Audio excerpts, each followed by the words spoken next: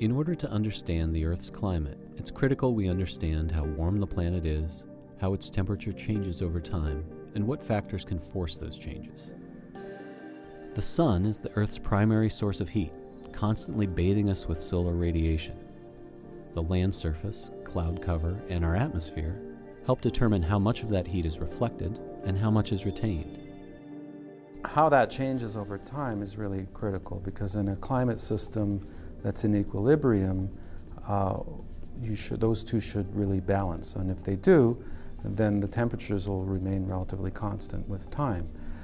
Now, when you add greenhouse gases such as carbon dioxide, methane, you change that radiation balance at the top of the atmosphere. You reduce the amount of outgoing radiation, and so that imbalance means more energy is in the system. Part of it goes into the ocean, as it's stored in the ocean, and part of it goes into actually warming the Earth. One of NASA's most important tools for measuring that heat is an instrument on board the Aqua, Terra, TRIM, and NPP satellites called CERES, Clouds and the Earth's Radiant Energy System. CERES instrument has exactly 3 channels, but those 3 channels have been tuned to get really, really important information about long-wave radiation from the Earth system, the reflected short-wave radiation from the sun, and then a window channel of radiation. So it's got 3 channels that give us a huge amount of information about the radiation budget of the Earth. CERES observations complement data from another instrument on Aqua and Terra called MODIS.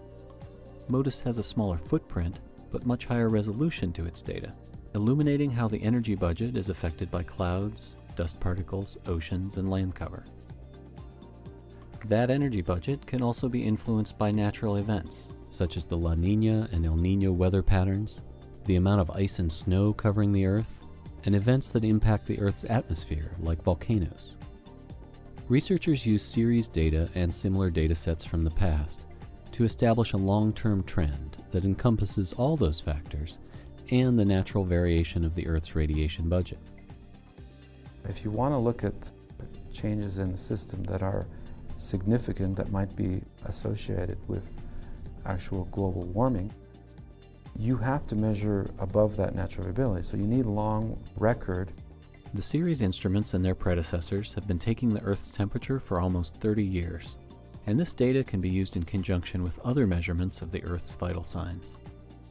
And so having the CERES measurements, the ocean heat storage measurements, measurements of sea level rise, measurements of land ice volume, all of those should give you a coherent picture of how things are changing as we warm the climate.